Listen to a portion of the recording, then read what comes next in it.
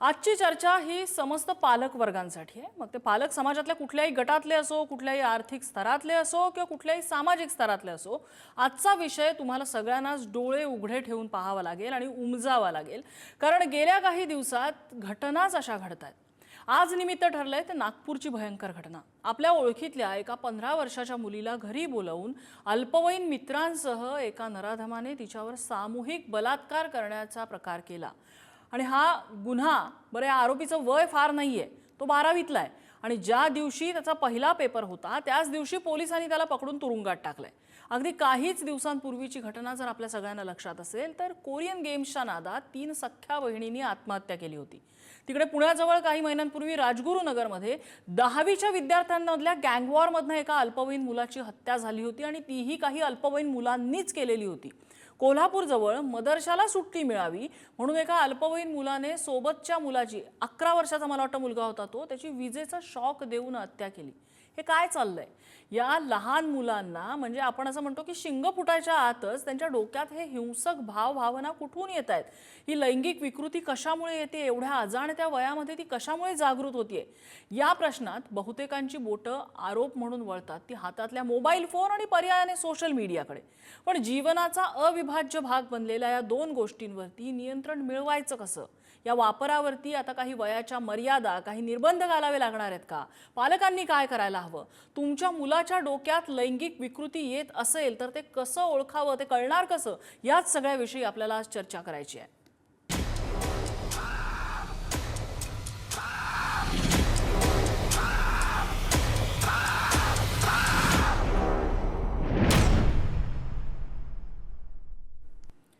आणि याच सगळ्या संदर्भात चर्चेसाठी आपल्यासोबत आहेत निवृत्त IPS अधिकारी स्वाती साठे, DIG राहिलेल्या आहेत त्या, डॉक्टर सोनल सोनवणी सायकोलॉजिस्ट आहेत, थोड्याच वेळात त्या चर्चेत त्या सहभागी होतील। आणि आपल्यासोबत आहेत सोशल मीडिया इन्फ्लुएन्सर आणि पूर्वाश्रमीच्या पत्रकारच राहिलेल्या हर्षदास वकुळ। आपल्या सगळ्यांचं स्वागत आहे। मी सुरुवातीला स्वाती साठे यांच्याकडे जाईन। स्वातीताई, अशा घटना ज्यावेळेला घडतात, एक पोलिसी नजरेतून ज्यावेळेला या घटनांकडे तुम्ही बघता, आपण एखाद्या गोष्टीचा प्राथमिक तपास म्हणतो, प्रायमा फेसी तुम्हाला काय वाटतं या घटना कशामुळे घडत असाव्यात? ऍक्च्युली मला असं याच्यामध्ये सांगायचं आहे की मुळात ना खूप समाजामध्ये वेगाने परिवर्तन होत आहेत। आताच तुर्तास आपण जरा पोलीस बाजूला ठेवूया, कारण ही जी मुलं आता तुम्ही सगळी उदाहरणं सांगितली ना, ही पोलीस किंवा कायद्याच्या कक्षेमध्ये येतच नाहीत। हो, तर मुळामध्ये आपण समाज म्हणून खूप झपाट्याने बदलतोय आणि ॲज यू सेड की सोशल मीडिया आणि मोबाईल फोनचा इतका प्रभाव आहे की त्याच्याशिवाय आयुष्याची कल्पनाच होऊ शकत नाही। हो, आणि कोरोना काळात शाळा या मोबाईल फोनवर झाल्यामुळे आता मुलांना ते सर्रास वापरतात। अगदी 1-2 वर्षाची मुलं तर मोबाईल हातात दिल्याशिवाय जेवत पण नाही, अशी परिस्थिती आहे। आणि त्याच्यानंतर कुठेतरी समाज म्हणून आता कंट्रोल कमी होतोय, पालक म्हणून लक्ष नाही आहे, कारण दोन्ही पालक दिवसभर नोकरी करत असतात, त्यांना पुरेसा वेळ देता येत नाहीये। आणि त्या योगे अशा या असामाजिक गोष्टी म्हणजे सहज म्हणजे चिंता वाटावी इतक्या सहज घडत चालल्या आहेत या आपल्याकडे। आणि हेच पुढे मोठ्या गुन्हेगारीला लीड करतात। हे हे निर्ढावलं होतं इन्स्टिगेशन एकदम। हे इन्स्टिगेशन कुठून होतंय असं वाटतं? म्हणजे एक मला असं वाटतं 12वीतला सगळे मुलगा, घटक त्याला बलात्कार एखाद्या मुलीवर करावा असं वाटतं आणि फक्त ते नाही, तो प्लॉट करतोय आपल्या मित्रांबरोबर। एक जेमतेम 12-13 वर्षाचा मुलगा हा सोबतच्या मुलाला शॉक देऊन मारतो का? तर त्याला असं वाटतं की आपल्या शाळेला सुट्टी मिळावी। 3 सख्ख्या बहिणी सुसाईड करतायत, सुसाइडल टेंडन्सी सुद्धा येते। सुसाईड करतायत का? तर त्यांना नैराश्य येतं का? कारण त्यांना कोरियन गेम्स खेळून दिले जात नाहीत। हे इन्स्टिगेट कुठून होतं? ही हिंसक प्रवृत्ती, सुसाइडल प्रवृत्ती कुठून इन्स्टिगेट होते असं वाटतं? ऍक्च्युअली मी जसं पहिलेच म्हटलं तसं की आपला सामाजिक, पारिवारिक, कौटुंबिक म्हणावा, तो जो एक कंट्रोल असतो, सोशल कंट्रोल, फॅमिली कंट्रोल आपण ज्याला म्हणतो, तो सैल पडत चाललेला आहे। आणि अर्थात इंटरनेटचं जग आहे, टेक्नॉलॉजीचं जग आहे, आपण 24 तास मुलांवर लक्ष ठेवू शकत नाहीये। त्यामुळे पालकांचा रोल खूप खूप महत्वाचा आहे याच्यामध्ये, समाजाचा पण रोल खूप महत्वाचा आहे। आणि अर्थात सरकारी यंत्रणेचा तर आहेच, अगदी अगदी म्हणजे हे नाकारून चालणारच नाही।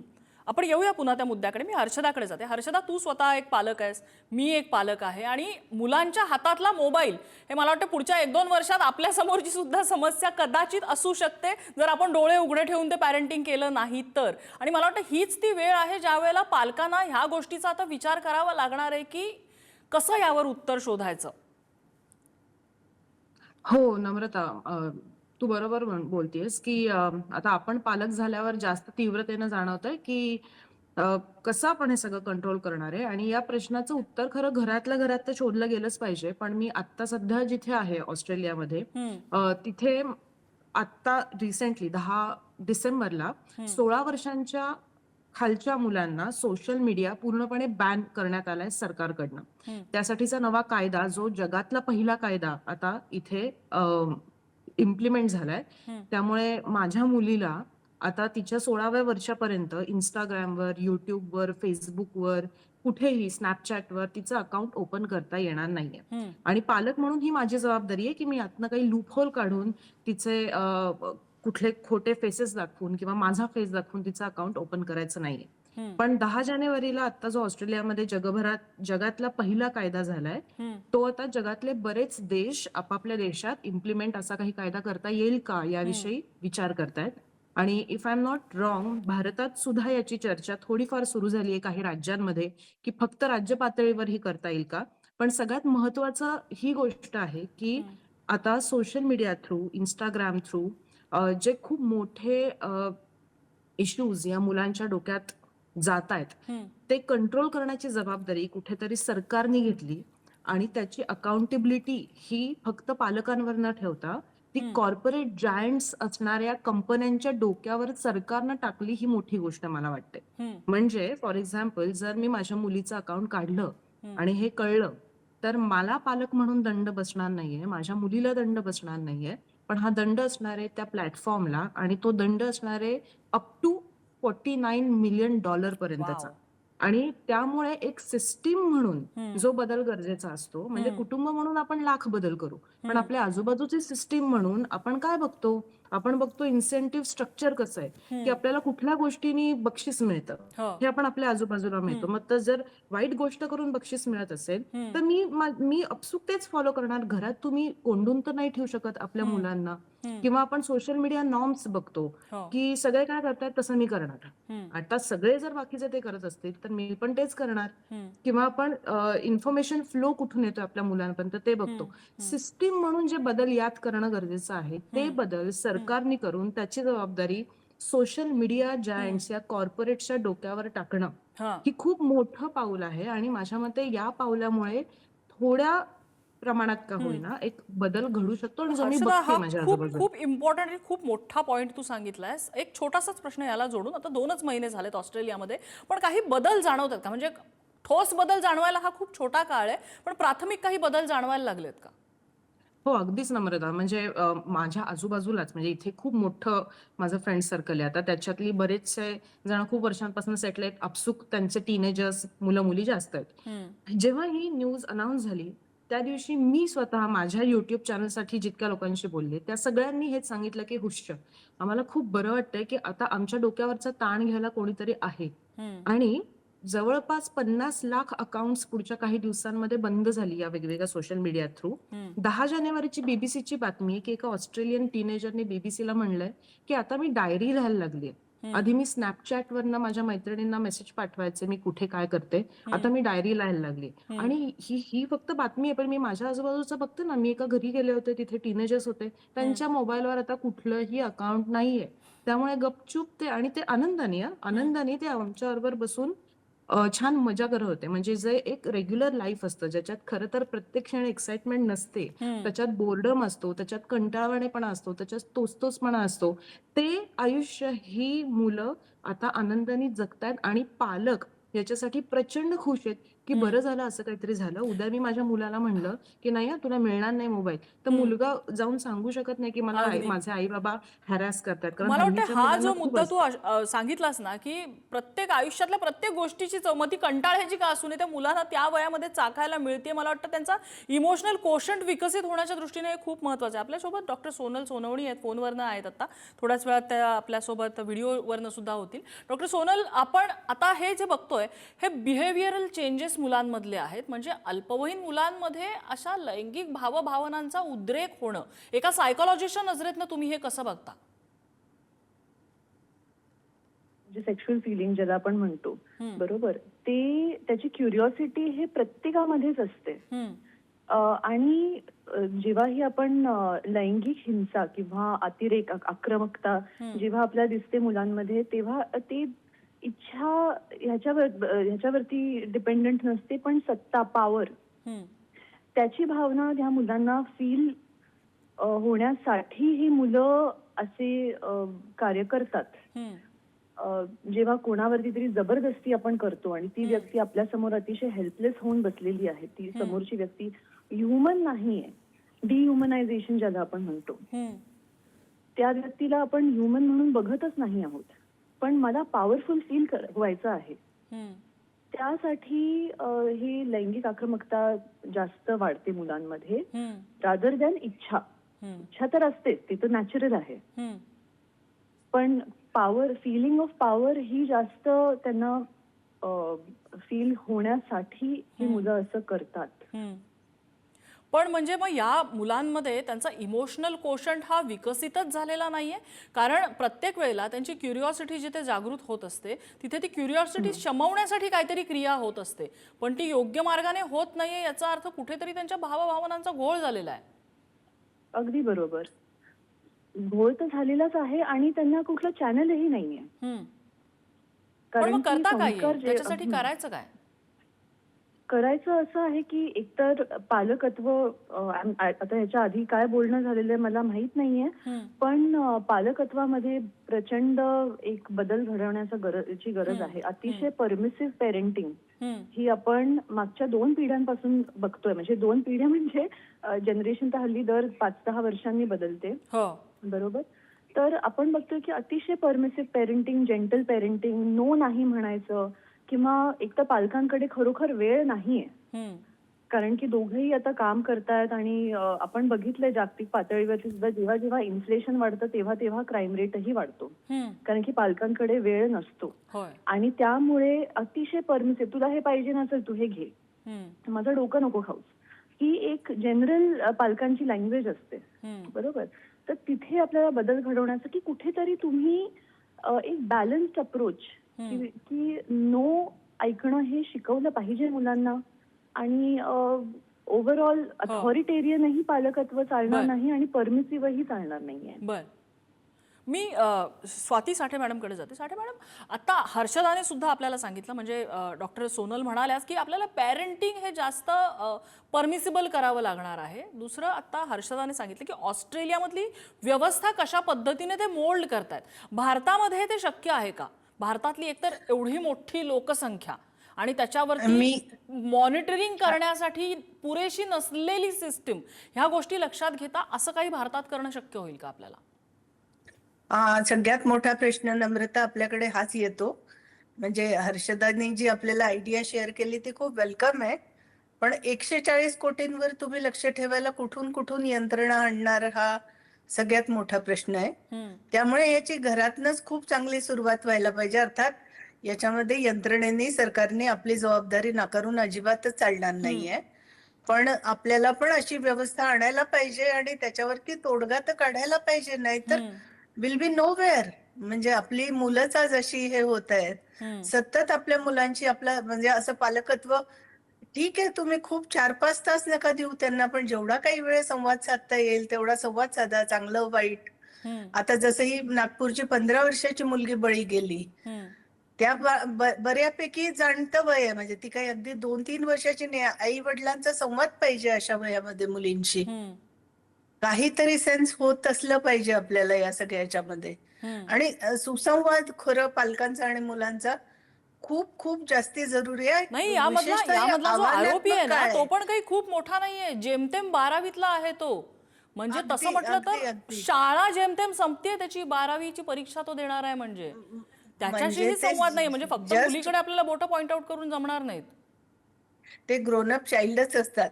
12वी पास झाला म्हणजे काही तो खूप मोठा झाला आणि खूप हे झालं असं नाहीये. जस्ट जस्ट ग्रोन अप चाइल्डच म्हणते मी त्या मुलांना. त्यांना स्वतःचा एक विवेक नसतो, विचार नसतो, पुढच्या परिणामांची काय हे होईल हे सुद्धा जाणीव नाहीये 12वीतल्या मुलाला, की आपण हे करतोय याच्यातनं आपलं पुढे भविष्य आता बघा या 12वीतल्या मुलाचं. तसं म्हणजे मी जे माझ्या खात्याच्या दृष्टिकोनातनं बघते तर आयुष्य उद्ध्वस्त झालंय. जे घडायचं वय होतं त्या वयातच आयुष्य उद्ध्वस्त झालेलं आहे त्याचं. आता त्याला सुटका नाही या सगळ्या कायद्याच्या कचाट्यातनं. खरंय. पण पण त्याच आणि वेळेला ह्या प्रकरणामधले जे एकूण 3 आरोपी आहेत त्यातले 2 अल्पवयीन आहेत. मग त्यांना अल्पवयीन म्हणावं का कायद्याच्या नजरेत सुद्धा, जरी वयाच्या चौकटीमध्ये ते अल्पवयीन दिसत असले तरी? नाही नाही, अशा वेळेला कायद्याने पण काहीतरी आपल्या मर्यादा शिथिल करायला पाहिजे. अगदीच 18-21 असं धरून नाही चालणार आपल्याला. ती जाणतीयेत, बरोबर जाणतीयेत की ते काय करतायत. ठीक आहे की त्यांना तो विवेक नाहीये, परिणामाची पर्वा नाही आहे किंवा ती समज नाहीये, ते समंजस नाहीये तेवढे. पण आपण नक्की चूक करतोय हे त्यांना निश्चित माहितीये. त्यामुळे कायद्याच्या कक्षा यावेळेला वयाची अट थोडी शिथिल करायला काहीच हरकत नाही. बरं, मी हर्षदाकडे जाते. हर्षदा, तू पत्रकाराच्या नजरेतनं सुद्धा भारत आणि भारतातली व्यवस्था बघितलेली आहेस आणि आता तू ऑस्ट्रेलियामध्ये सुद्धा एक इन्फ्लुएन्सर म्हणा किंवा एक तिथली नागरिक बनून सुद्धा आणि पत्रकाराच्या नजरेतनं तू ऑस्ट्रेलियातली सिस्टीम बघतेय. ऑस्ट्रेलियासारखी सिस्टीम भारतामध्ये इम्प्लिमेंट करायची झाली, आपल्याला इथे आणायची झाली तर अडचणी काय आहेत? काही सोल्युशन त्यामध्ये तुला दिसतंय का? खरं तर ऑस्ट्रेलियासारखी सिस्टीम भारतात लगेच एका रात्रीत इम्प्लिमेंट करणं खूप अवघड आहे नम्रता. खरंय. कारण अर्थात लोकसंख्येचा खूप मोठा फरक आहे आणि आपण एक्सपेक्ट पण नाही करू शकत की अशी लगेच व्हायला पाहिजे. पण मला सगळ्यात महत्वाची गोष्ट वाटते जी फक्त भारतानेच नाही पण ज्या ज्या देशांमध्ये आता ही लोकसंख्या प्रचंड आहे, तरुणाई प्रचंड आहे, हो. त्या देशांमध्ये ना ही जी ऑस्ट्रेलियाची मुळात या गव्हर्नमेंटची हा कायदा आणण्यामागची जी नियत किंवा वृत्ती किंवा मला योग्य शब्द माहिती नाही पण जी गरज त्यांना भासली ती कुठेतरी प्रत्येक सरकारने घेतली तर आपण त्यांची विल म्हणूया, माझ्या मते इच्छाशक्ती म्हणूया. इच्छाशक्ती म्हणूयात, करेक्ट. तर मला वाटतंय की ती एकदा इच्छाशक्ती फक्त लागेल, त्याच्यानंतर आपल्याकडे काही स्किल्ड लेबरची कमतरता नाही, आपल्याकडे IT इंजिनियर्सची कमतरता नाही, आपल्याकडे कुठल्याच गोष्टींची कमतरता नाही भारतामध्ये. पण ती इच्छाशक्ती हा खूप मोठा भाग आहे. मला आता जे साठे मॅडम म्हणल्या ते फार बरोबर आहे की पालकांचा संवाद असणं गरजेचं आहे, खूप महत्वाचं. इन ऍडिशन टू दॅट मला असं वाटतं की फक्त पालक या मुलांच्या आजूबाजूला नाही राहू शकत एका वयानंतर. आता माझी मुलगी 5-7-8 वर्षापर्यंत मी थांबू शकेन जास्त, पण त्यानंतर 24 तासापैकी 10-12 तास जर माझं मूल बाहेर असेल तर ते बाहेर म्हणजे एका सिस्टीम मध्ये असलं आहे.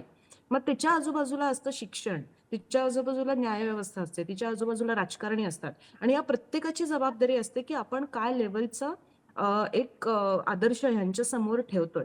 आता जर आपल्या सिस्टीम मध्ये राजकारणी असे काही दिसत असतील की जे हे अत्याचार करूनही त्या पदावर बसलेले आहेत, त्यांच्या आजूबाजूला जर असं शिक्षण किंवा त्यांच्या आजूबाजूला सिनेमे, कला ही जर अशी असेल की आता मी कुठल्या सिनेमाचं नाव नाही घेणार पण त्यातनं भयंकर एक्स्ट्रीम लेवलचा व्हायलन्स असेल किंवा त्यातनं अत्याचार करणाऱ्याला शेवटी चांगला काहीतरी मिळणार असेल, तर ही मुलं वाढत असताना त्यांच्या आजूबाजूची ही जी सिस्टीम तयार केली जाते ती सिस्टीम बदलता येईल का याचा जर सरकारने विचार केला तर माझ्या मते या कायद्यापेक्षाही जास्त सिस्टीम मध्ये बदल केल्यानंतर बरीच मानसिकता मुलांची बदलू शकेल आणि हे एका रात्रीत होणार नाहीये. हा ऑस्ट्रेलियातला बदल सुद्धा हा एका रात्रीत काही मुलं छानी होणार नाहीये, हा जनरेशनल चेंज असतो.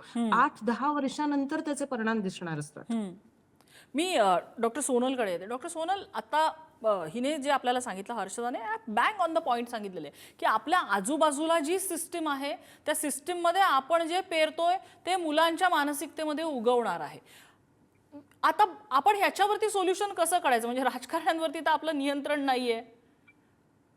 किंवा इतर सिस्टीमवरती आपलं नियंत्रण नाहीये. आपली मुलं आज शाळेत जात आहेत, जसं तिने सांगितलं की आपली मुलं त्या ट्रॅफिकमधनं शाळेत जात असतात, तिथे ट्रॅफिक आहे आजूबाजूला, शाळेमध्ये शिक्षक आहेत आजूबाजूला, पोलीस आहेत आजूबाजूला.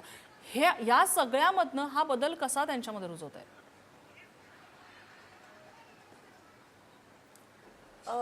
तर माझ्या मते असं मला असं वाटतंय की आपल्याला जे यूथ इन्फ्लुएन्सर्स जे आहेत, कारण सगळ्यात जास्त इन्फ्लुएन्स ऍक्च्युली इन्फ्लुएन्सरचा हल्ली जास्त आहे मुलांवरती. हे यूथ इन्फ्लुएन्सर्स आयडिओलॉजिकल लेवलवरती आणि मोरॅलिटी लेवलवरती अतिशय हाय असली पाहिजेत. आणि असे इन्फ्लुएन्सर्स जास्ती करून पुढे जर आले तर ह्याचा आपल्याला फरक डेफिनेटली दिसेल. कारण की आजकाल प्रत्येक मुलाकडे हा स्मार्टफोन आज आहे. प्रत्येक मुल हे इंस्टाग्राम, टिकटॉक वगैरे, आता तर टिकटॉक नाहीये पण याच्यावरती आहे. तर एक आयडिओलॉजिकल जर आपल्याला रेव्होल्युशन घडवायचं असेल तर मग ह्या मार्गांथ्रू आपण हे घडवू शकतो. बरेच लोक पुढे येऊ शकतात. संस्कार शेवटी फक्त घरात होत नाही, संस्कार हे सगळीकडे होतात. आणि कुठेतरी मला इच्छा आहे किंवा माझा हक्क आहे पण मला जबाबदारी नकोय, हे असे शिकवणारी लोक कुठेतरी कमी झाली पाहिजेत. आणि जबाबदारी आणि हक्क दोन्ही आपण साईड बाय साईड कसं एकत्र करू शकतो हे आपल्याला शिकवणारी लोक जास्त हवी आहेत. मी ह्या स्तरावरती डेफिनेटली इन्फ्लुएन्सरचा तुम्ही उल्लेख केला. मी हर्षदाला एक प्रश्न विचारते, कळीचा मुद्दा आहे तो. इन्फ्लुएन्सर सेन्सॉर आणावा का, म्हणजे फक्त भारतातच नव्हे जगभरात सुद्धा?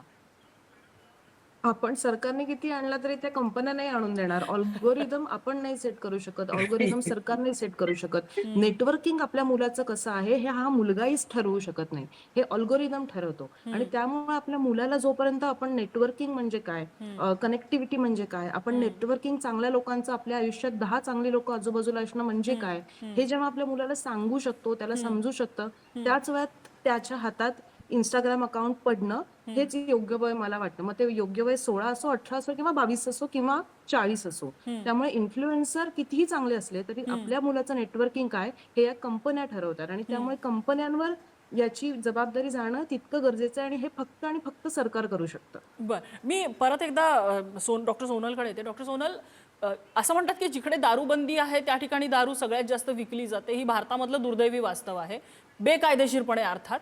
आता जर ऑस्ट्रेलियामध्ये जसा 16 वर्षापर्यंतचा सोशल मीडिया बॅन आलेला आहे, भारतामध्ये तसा आणावा का?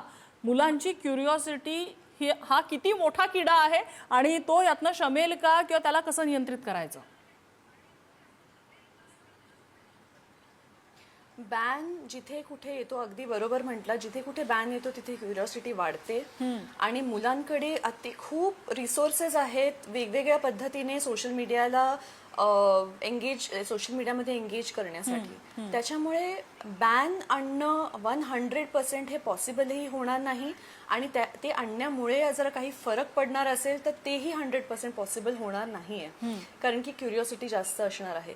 हावेवर आता जे पेरेंटल कंट्रोल्स आहेत की जे मुलांची ज्यांना उत्तेजित करतं जे कंटेंट, ते कुठेतरी कंट्रोलमध्ये आणणं हे पॉसिबल आहे. कारण पेरेंटल गायडन्स आहे, पेरेंटल कंट्रोल्सही असतात बऱ्याच ठिकाणी. ते थोडेसे जर स्ट्रिक्ट केले तर हे पॉसिबल आहे. पण बॅन आणणं मला नाही वाटत हे पॉसिबल आहे आणि फार काही फरक पडणार आहे आता तरी. खूप महत्त्वाचे मुद्दे ह्या चर्चेमध्ये समोर आलेत. विशेषतः मुलांना कधीच नाही म्हणायचं नाही, मुलांची प्रायव्हसी जपणं, मुलांची मानसिकता, ह्या सगळ्या गोष्टींचा आदर करून सुद्धा आपलं मूल नेमकं कुठल्या दिशेने चाललेलं आहे, नेमकं कुठल्या रस्त्यावर चाललंय, ह्याचे जर डोळे उघडे ठेवले तर प्रत्येक पालकाला संपूर्ण कल्पना नाही पण कुणकुण नक्की लागू शकते. आणि ती कुणकुण लागल्यानंतर त्या पालकाला जागृत व्हायला कदाचित थोडासा वेळ मिळतो. पण त्यासाठी पालकांनी आता सावध व्हायची गरज आहे, कारण तुमच्या मुलाच्या डोक्यामध्ये हे असे काहीतरी हिंसक विचार, असे काहीतरी समाज विघातक विचार जर येत असतील तर त्याला वेळीच खीळ घालणं, त्याला विधायक मार्गाकडे नेणं हे पालक म्हणून तुमच्या हातामध्ये आहे. समाज आपण नियंत्रित करू शकत नाही, पण तुमचं घर नियंत्रणामध्ये ठेवणं हे पालक म्हणून तुमची जबाबदारी आहे. त्यामुळे पॅरेंटिंग हे आता पुन्हा एकदा नव्याने शिकवायची वेळ झाली आहे का, किंवा त्याला रिइन्व्हेंट करायची वेळ झाली आहे का ह्या नवीन बदलत्या परिस्थितीमध्ये, हा आता विचार आपल्याला करायला हवा. या चर्चेसाठी आपल्याला सगळ्या मान्यवरांनी वेळ दिला. स्वाती साठे आहे, डॉक्टर सोनल आणि हर्षदा ऑस्ट्रेलियामध्ये. खरं तर आता बरेच रात्री उशिराचा वेळ आहे तरी सुद्धा तिने आपल्याला वेळ दिला. खूप धन्यवाद सगळ्यांचे. या चर्चेमध्ये वेळ झाली इथेच थांबण्याची. पात्रा पुढारी न्यूज.